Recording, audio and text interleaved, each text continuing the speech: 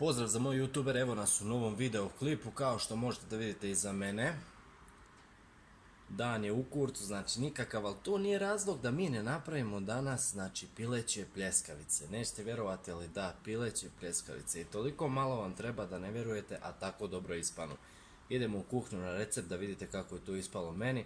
Pa nadam se da ćete probati taj recept pa da mi javite u komentarima nekad u buduće da li ste probali, kako vam je ispalo, da li bi šta promijenili ili dodali.